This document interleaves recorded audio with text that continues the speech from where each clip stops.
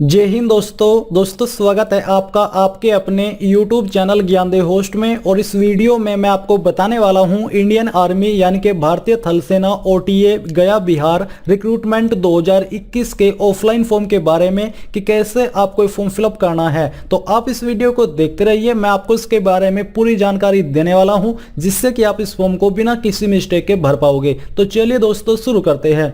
अब दोस्तों यहाँ पर कोई भी जानकारी देने से पहले मैं आपसे 1 to 1 बात करना चाहता हूं, क्योंकि जब मैंने अभी रिसेंटली इस भर्ती के नोटिफिकेशन के बारे में वीडियो बनाई थी तो कुछ बुद्धिजीवी के कमेंट आए थे कि यह भर्ती फेक है। तो ऐसे में दोस्तों जब मुझे ये कमेंट मिलते हैं तो गुस्सा आता है, क्योंकि मैं आपके लिए कोशिश ये करता हूं कि रियल इन्फॉर्मेशन लेकर के आऊं। मेरा कोई भी मोटिव ऐसा नहीं रहता कि मैं आपके लिए फेक इन्फॉर्मेशन दूं और आपका जो टाइम है और जो पैसे है वो वेस्ट कराऊं। तो यहां पर मैं पहले इस सवाल का आंसर आपको करता हूं कि ये भर्ती रियल है या फिर फेक है।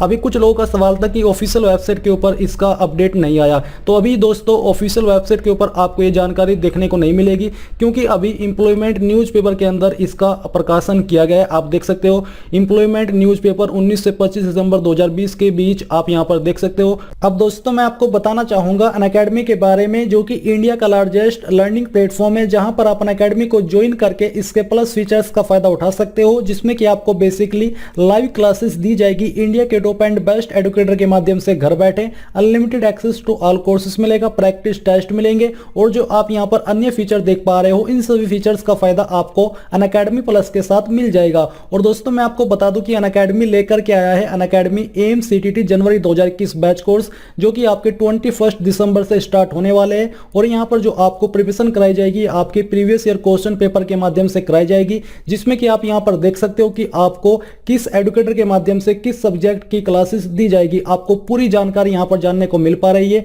और ये जो आपकी क्लासेस है ये हिंदी एंड इंग्लिश दोनों के अंदर होगी, आप जिसमें चाहे इसको ज्वाइन कर सकते हो। तो अगर आप यहां पर दोस्तों TT का सब्सक्रिप्शन लेना चाहते हो तो मेरे कोड GDH TT का इस्तेमाल करके आप इसको ले सकते हैं, जिसमें कि आप यहां पर अपनी लाइव क्लासेस अनलॉक कर सकते हैं, टेस्ट अनलॉक कर सकते हैं, क्विज़ेस अनलॉक कर सकते हैं। इसलिए सब्सक्रिप्शन लेने से पहले GDH TT जो कोड है उसका इस्तेमाल करना बिल्कुल मत भूले। अगर आप उसका इस्तेमाल करोगे तो आपको तुरंत 10% की छूट मिल जाएगी। और आपको ज्वाइन लिंक वीडियो के डिस्क्रिप्शन में दिया है, जल्दी से जाइए और इसको ज्वाइन कर लीजिए। Recruitment notification for officers training academy to officers training academy Gaya Bihar. और आप यहां पर 19 दिसंबर 2020 देख सकते हो। नीचे आपको यहां पर इस नोटिफिकेशन के अंदर पूरी जानकारी जानने को मिल पा रही है। अब यहां पर आपके मन में ये सवाल तब भी आया था जब अभी रिसेंटली इंटेलिजेंस ब्यूरो के अंदर वैकेंसी आई थी, तब इसका नोटिफिकेशन इंप्लॉयमेंट न्यूज़ के अंदर से ही वायरल हुआ था और आप लोगों ने कमेंट करने इस्तेमाल शुरू कर दिए थे कि ये भर्ती फेक है। बट बाद में आपने देखा कि वो भर्ती पूरी तरीके से ओरिजिनल निकली। और क्योंकि जो वैकेंसी इंप्लॉयमेंट न्यूज़पेपर के अंदर आती है वो कभी भी फेक नहीं होती, इसलिए आप अपने मन से डाउट दूर कर लीजिए। और जो भी बुद्धिजीवी है वो थोड़ा पहले सोच समझ के कमेंट करें। अगर उनको पूछना है कि सर भर्ती फेक है तो पूछे कि सर भर्ती फेक तो नहीं। ऐसा नहीं है कि डायरेक्टली बोल के निकल गए कि फेक है, ऐसे में फिर आपको रिप्लाई भी बहुत गजब का मिलेगा अगर आप ऐसा करोगे। इसलिए आपको ध्यानपूर्वक इन कमेंट को करना है, क्योंकि ऐसे में मेरी जो क्रेडिबिलिटी है उसके ऊपर सवाल आता है कि मैंने आपको फेक जानकारी दी है। अब चलिए बात करते हैं फॉर्म के बारे में। तो अगर आप दोस्तों इस फॉर्म को थोड़ा जल्दी में भरना चाहते हैं तो आप कोई और वीडियो वॉच कर लीजिए, क्योंकि मैं यहाँ पर आपको एक एक जानकारी क्लियर करने वाला हूँ, जिससे कि आपके मन में कोई डाउट न रहे फॉर्म को भरने में और आपसे भी कोई मिस्टेक न हो। क्योंकि ये भर्ती ऐसा नहीं है कि रोज रोज आ रही है और आप कब जब चाहे इसको भर ले। तो मैं चाहता हूं जब आप इसको भरे कोई भी मिस्टेक आपसे न हो। तो ये आपका ऑफिशियल नोटिफिकेशन है जो कि DAVP की ऑफिशियल वेबसाइट पर डाल दिया गया है। जल्दी ऑफिशियल वेबसाइट पर भी आपको देखने को मिल जाएगा। इसी में आपको नीचे की तरफ एप्लीकेशन फॉर्म भी दिया है। तो ये आपका एप्लीकेशन फॉर्म है। आपको क्या करना है, आपको इस एप्लीकेशन फॉर्म को प्रिंट करा लेना है, यानी कि जितना भी आपका ये एप्लीकेशन फॉर्म का पार्ट है आपको इसको प्रिंट कराना है, चाहे आइए 2 पेज पर आए या फिर 3 पेज पर। और साथ ही दोस्तों आपको इसकी फोटोकॉपी 4-5 लेकर के आनी होगी, क्योंकि जब आप इसको हैंड से रिटर्न करोगे अगर आपसे कहीं पर कोई मिस्टेक हो जाती है तो आपको उस फॉर्म को दोबारा इस्तेमाल नहीं करना है, आपको न्यू फॉर्म लेकर के नए सिरे से जानकारी भरनी होगी। अब चलिए आपने जो प्रिंट है वो करा लिया है, अब बात करते हैं कि कैसे आपको इन सब जानकारी को भरना है। तो यहाँ पर दोस्तों सबसे पहले दिया जा रहा है application for the post of, यानी कि आप किस पोस्ट पर अप्लाई कर रहे हो, आपको उस पोस्ट का नाम यहाँ पर देना है। अभी आपके मन में एक सवाल ये भी होगा कि क्या हम एक से ज़्यादा पोस्ट पर अप्लाई कर सकते हैं, तो मैं आपको बता दूं कि आप इसमें सिर्फ एक ही पोस्ट पर अप्लाई कर पाओगे, आपको 2 पोस्ट पर अप्लाई करने की अनुमति नहीं है। अगर आप ऐसा करते हो तो आपको दोनों फॉर्म रिजेक्ट कर दिए जाएंगे। आपको यहाँ पर मैं इसका ऑफिशियल आंसर भी दिखाता हूँ, ये आपके रिजेक्शन के पॉइंट्स हैं। आपको सी पॉइंट में बोला है कि more than 1 application submitted by the candidate, तो यहाँ पर अगर आप ऐसा करते हो तो आपका जो फॉर्म है वो रिजेक्ट कर दिया जाएगा। और आपको जिन पॉइंट्स को फॉलो करना है रियल वे में वो भी यहाँ पर पॉइंट्स दिए हैं, और जो आपको नहीं फॉलो करने हैं वो भी यहाँ पर आपको बोले हैं। तो यहाँ पर आपके सामने सभी पोस्ट की जानकारी दी जा रही है कि किस पोस्ट पर अप्लाई करने के लिए क्या क्वालिफिकेशन चाहिए, एज लिमिट कितनी है। तो आपको जिस भी पोस्ट पर अप्लाई करना है, जो भी नाम यहाँ पर दिया जा रहा है, एग्जैक्ट नेम आपको यहाँ पर लिख देना है। लिखने के बाद आता है रेफरल न्यूज़पेपर। तो यहाँ पर दोस्तों जो आपका एम्प्लॉयमेंट न्यूज़पेपर है आपको यहाँ पर आना है, और आप देखोगे 19 से 25 दिसंबर 2020 का ये आपका न्यूज़पेपर है। तो आपको 19-25 दिसंबर 2020 यहाँ पर लिखना है। इसके अलावा कुछ लिखने की आपको आवश्यकता नहीं है। एडवर्टाइजमेंट नंबर आपका क्या है ये भी आपको यहाँ पर ऑफिशियल नोटिफिकेशन में ऊपर की तरफ देखने को मिल जाएगा। आपका जो नोटिफिकेशन नंबर है वो ये है, आपको एग्जैक्ट जानकारी यहाँ पर लिख देनी है जो कि यहाँ पर आपने अभी देखी है। फिर नीचे आता है आपका डेटेड। तो जो आपकी डेटेड है आपकी है 19 दिसंबर 2020, क्योंकि 19 दिसंबर 2020 को ये जारी किया गया है। तो आपको 19 दिसंबर 2020 यहाँ पर लिखना है। इसको लिखने के बाद नीचे आता है आपका फुल नेम। अब आपको जो आपका नाम है 10वीं की मार्कशीट के अनुसार वो आपको अंग्रेजी के बड़े अक्षरों के अंदर लिखना है, जैसे कि कैपिटल में, जो कि आप समझ गए होंगे। तो यहाँ पर आपको अपना नाम देना है। इसको देने के बाद पेस्ट ए recent passport size self signed photograph, यहाँ पर आपको अपना खुद से फोटोग्राफ चिपकाना है। आपको पिन नहीं करना है, आपको चिपकाना है, और चिपकाने के बाद उस पर साइन कर देने हैं। आपको बोला है कि साइंड फोटोग्राफ, उसके ऊपर आपको साइन करने होंगे। नीचे आते हैं फादर हस्बैंड नेम। अगर आपकी शादी हो चुकी है तो आपको अपने पति का नाम देना है, नहीं तो आपको अपने पिताजी का नाम यहाँ पर लिखना है, और ये नाम भी आपको 10वीं की मार्कशीट के अनुसार ही लिखना होगा। डेट ऑफ बर्थ, अब यहाँ पर जो आपको अपनी डीओबी लिखनी है ये भी आपको 10वीं की मार्कशीट के अनुसार ही लिखनी है। इसके बाद दोस्तों 4 पॉइंट आपका आता है age age on last date of received of application, यानी कि जो आपके इस फॉर्म की फिल करने की लास्ट डेट है उस डेट तक आपकी उम्र कितने साल, कितने महीने, कितने दिन की होती है। तो अभी आप ये भी जान लीजिए कि जो आपकी फॉर्म भरने की लास्ट डेट है वो आपकी नोटिफिकेशन रिलीज डेट से 45 दिनों के बाद तक है, जिसमें कि बेसिकली आप लोग 1 फरवरी 2020 तक इस फॉर्म 2021 तक इस फॉर्म को भर पाओगे। अब यहाँ पर आपको अपनी एज को कैसे कैलकुलेट करना है ये भी आप जान लीजिए। आपको गूगल के अंदर आना है और एज कैलकुलेटर सर्च करना है। सर्च करने पर जो पहली वेबसाइट आएगी आपको ओपन करनी है। ओपन करने के बाद यहाँ पर आपके सामने इस तरह का इंटरफेस आ जाएगा। अब आपको यहाँ पर अपनी डीओबी सिलेक्ट कर लेनी है, पहले मंथ, इसके बाद डे, और यहाँ पर अपना ईयर मेंशन कर दीजिए। अब आपको अपनी एज काउंट करनी है फरवरी 1 2021 तक। तो चलिए हम यहाँ पर इसको एंटर कर देते हैं, और ये करने के बाद आपको कैलकुलेट के ऊपर क्लिक करना है। इसके ऊपर क्लिक करने के बाद आपकी डीओबी के अकॉर्डिंग जो भी आपकी उम्र होती है वो आ जाएगी, जैसे कि यहाँ पर 23 ईयर 8 महीने 30 दिन। तो जो भी आपकी एज निकल के आई है वो एज यहाँ पर आपको लिखनी है। ईयर के कॉलम में ईयर, मंथ के कॉलम में मंथ, और डेज के सामने डेज। तो इस प्रकार से आपको अपनी एज यहाँ पर लिख देनी है। Right category to which you belong, आप किस कैटेगरी से बिलोंग करते हो। यू आर यानी कि जनरल, ओबीसी, एससी एसटी, जो भी आपकी कैटेगरी है वो आपको यहाँ पर लिखनी है। अगर आप एससी एसटी ओबीसी से इस फॉर्म को भर रहे हो तो आपको अपना कास्ट सर्टिफिकेट जो कि सेंट्रल का होना चाहिए इस फॉर्म के साथ अटैच करना होगा। तो यहाँ पर आपको अपनी कास्ट लिख देनी है। नेशनलिटी, तो नेशनलिटी में आपको INDIAN लिख देना है, यानी कि इंडियन। रिलीजन आपका जो भी है वो यहाँ पर आपको लिखना है, जैसे कि हिंदू, मुस्लिम, सिख, ईसाई, जैन, बौद्ध, जो भी है बेसिकली आपको अपना रिलीजन यहाँ पर लिखना है। 8 पॉइंट है आपका address in pin code in full communication with nearest railway station. यहाँ पर आपको अपना पूरा जो प्रेजेंट एड्रेस है वो फिलअप करना है। तो जो भी आपकी आईडी के अकॉर्डिंग एड्रेस है वो यहाँ पर लिखना है। आपका जो नियरेस्ट रेलवे स्टेशन है वो यहाँ पर आपको पहले ही ऊपर लिख देना है, और नीचे आपका प्रेजेंट पोस्टल एड्रेस लिखना है, जैसे कि विलेज, मोहल्ला, हाउस नंबर, इनमें से जो भी जानकारी आपके ऊपर एप्लीकेबल है वो लिख दीजिए। हाउस नंबर है तो हाउस नंबर, विलेज है तो विलेज, मोहल्ला है तो मोहल्ला। पोस्ट ऑफिस का नाम आपको लिखना है, तहसील आपकी जो भी है वो आपको लिखनी है। पुलिस स्टेशन का नाम यहाँ पर आपको देना है। डिस्ट्रिक्ट आपकी जो भी है वो डिस्ट्रिक्ट यहाँ पर आपको लिखनी है। स्टेट यहाँ पर जैसे कि उत्तर प्रदेश, मध्य प्रदेश, बिहार, जो भी है वो यहाँ पर लिख दीजिए। कैंडिडेट इसमें ऑल इंडिया से अप्लाई कर सकते हैं। पोस्ट ऑफिस आपके डिस्ट्रिक्ट का पिन कोड यहाँ पर आपको लिख देना है। मुझे थोड़ी प्रॉब्लम हो रही है क्योंकि ज़्यादातर जो वीडियो बनाता हूँ वो ऑनलाइन बनाता हूँ, ऑनलाइन फॉर्म की, इसलिए एंटर या फिर टाइप लिखने को बोला जा रहा है। तो आप यहाँ पर लिख दीजिए। इसके बाद दोस्तों 10 पॉइंट है आपका परमानेंट एड्रेस। तो यहाँ पर दोस्तों अगर आपका प्रेजेंट एड्रेस और परमानेंट एड्रेस सेम है तो आप यहाँ पर सेम एज प्रेजेंट एड्रेस या प्रेजेंट पोस्टल एड्रेस ऐसा भी लिख सकते हैं, क्योंकि उसमें आपको कोई प्रॉब्लम नहीं आएगी।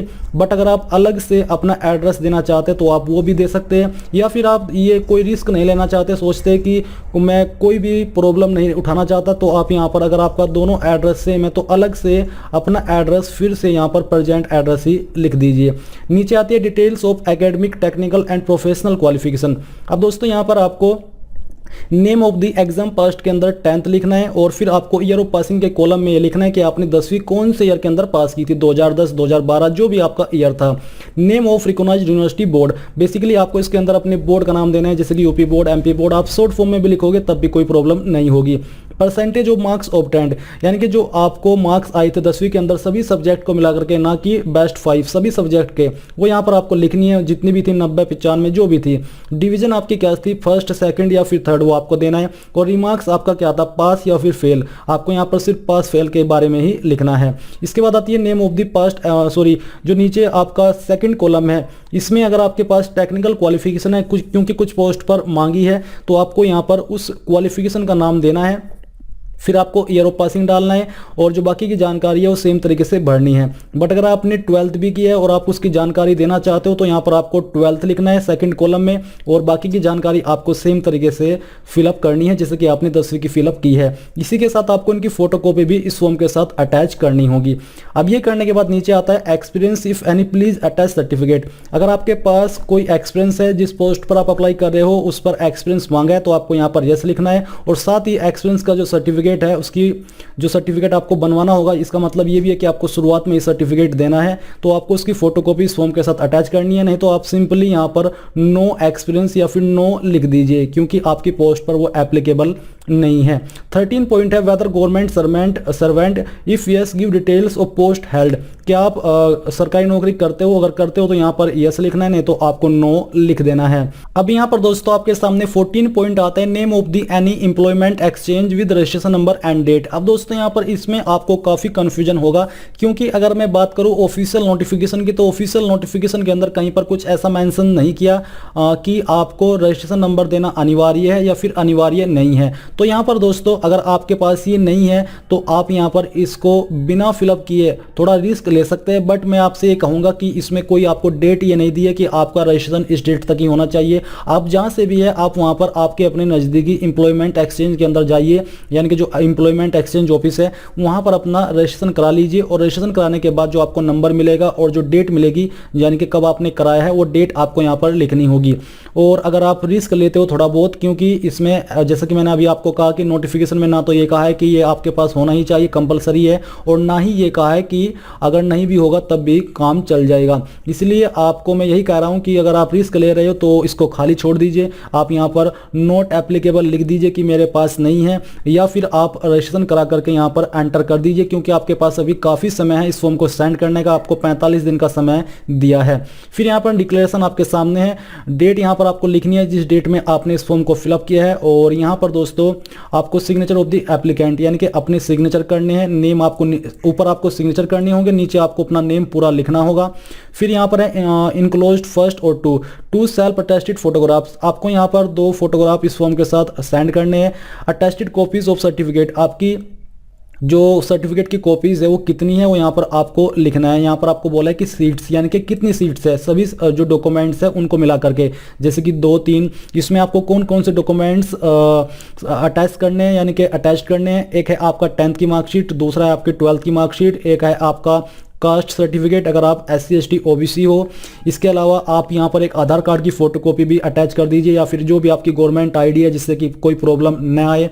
इसके अलावा जो आपका एक्सपीरियंस सर्टिफिकेट है उसकी फोटोकॉपी आपको अटैच करनी होगी। जो आपकी टेक्निकल क्वालिफिकेशन है उसकी फोटोकॉपी आपको अटैच करनी है। और इसमें अगर आपकी कोई और अन्य जानकारी है जो कि आपने अतिरिक्त भरी है क्वालिफिकेशन में, उसकी फोटोकॉपी आपको अटैच करनी है। और उनकी जितनी भी सीट होती है 1 2 3 4, वो आपको यहाँ पर ऐसे लिख देनी है, 4 5 इस तरह से। लिखने के बाद left thumb impression of male candidate, यहाँ पर अगर आप मेल कैंडिडेट हो तो आपको बाएं अंगूठा लेफ्ट थंब इंप्रेशन लगाना है, और अगर आप फीमेल यानी कि गर्ल्स हो तो आपको यहाँ पर राइट थंब का इंप्रेशन लगाना होगा। इसमें आपको यहाँ पर नीचे लगाना है। फिर दोस्तों यहाँ पर नीचे आता है declaration bye OBC candidate only, जो कि सिर्फ OBC के लिए है।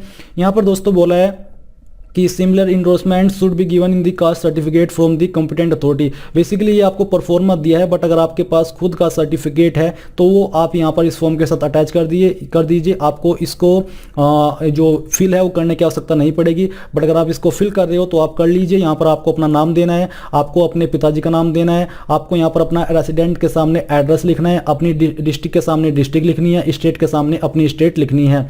Hereby declare that I belong to the, आपकी यहाँ पर कास्ट लिखनी है, और इसके बाद पैलेस लिखना है, डेट लिखनी है, सिग्नेचर ऑफ द कैंडिडेट लिखने हैं, यानी कि अपने सिग्नेचर करने हैं, और नेम आपको यहाँ पर लिखना होगा। बेसिकली आप इसको अटैच कर ही दीजिएगा, क्योंकि इसमें कुछ ऐसी जानकारी यहाँ पर नहीं दी है कि आपको कहीं से साइन कराने हैं, तो आप इसको अटैच कर सकते हैं। और जो एक्स सर्विसमैन है वो आप यहाँ पर नीचे उनका परफॉर्मा देख सकते हो, उनको यहाँ पर पैलेस, डेट और सिग्नेचर ऑफ द कैंडिडेट ये करके इस फॉर्म के साथ अटैच करना होगा।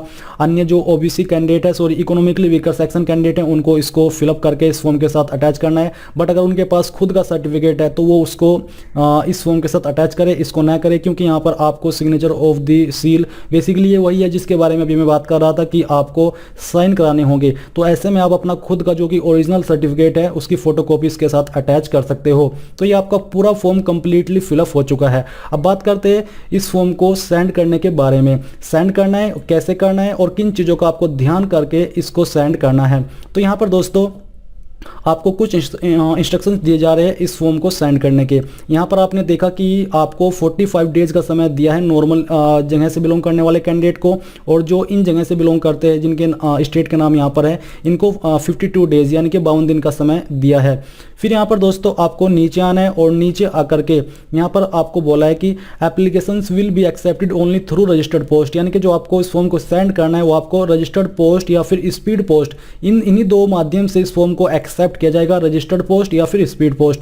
दी application should be address to the commandant, और इसके ऊपर जो आपको एड्रेस लिखना है यानी कि जहां पर आपको इसको सेंड करना है वो है आपका commandant officers training academy Gaya Bihar, pin 823005। No application will be accepted by hand और any other sources. By hand और जो अदर सोर्सेज है उसके माध्यम से एप्लीकेशन एक्सेप्ट नहीं की जाएगी। फिर है application form received after due date, अगर आपकी लास्ट डेट के बाद फॉर्म पहुंचता है तो आपका एक्सेप्ट नहीं किया जाएगा ये form. Call letter of the candidates will be forwarded to the address as mentioned by the candidate on envelope enclosed with application form, यानी कि जो एनवलप के ऊपर आपका एड्रेस दिया गया होगा उस एड्रेस के ऊपर आपको एडमिट कार्ड सेंड कर दिए जाएंगे।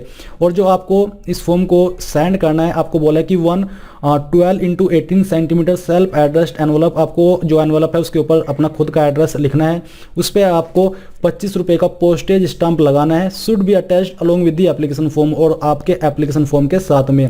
फिर यहाँ पर दोस्तों आपको बोला है कि the attested copies of following documents must be attached with application form, यानी कि आपको ये फोटोकॉपी अटैच करनी है इस फॉर्म के साथ में। एजुकेशनल सर्टिफिकेट, जैसे कि मैंने आपको बताया, मेडिकल सर्टिफिकेट भी यहाँ पर निकल के आया है जो कि है from A registered medical practitioner for physical standards, यानी कि आपको मेडिकल सर्टिफिकेट भी इस फॉर्म के साथ अटैच करना होगा।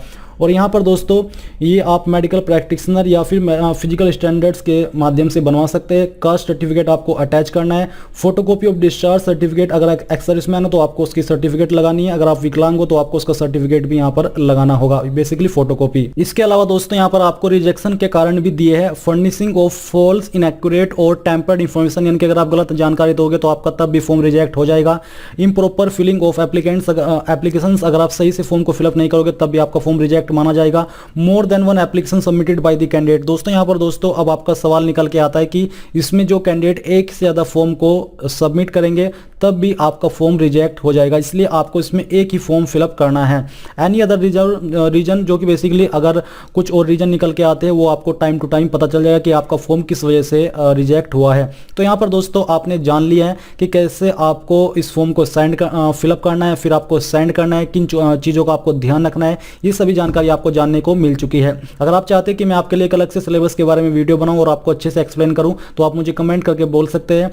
और आई होप ये जानकारी आपको पसंद आई होगी। अगर आपके सामने अभी भी कोई डाउट है इस फॉर्म को भरने में तो आप मुझे कमेंट करके पूछ सकते हैं। एंड इस वीडियो के लास्ट में आपसे बस यही कहना चाहूंगा कि आप इस वीडियो को लाइक, शेयर और साथ ही साथ आपके अपने यूट्यूब चैनल ज्ञानदेव होस्ट को सब्सक्राइब करके बेल के आइकन को ऑन कर ले, ताकि आपको आगे आने वाली वीडियोस के नोटिफिकेशन सबसे पहले मिल पाए। जय हिंद दोस्तों।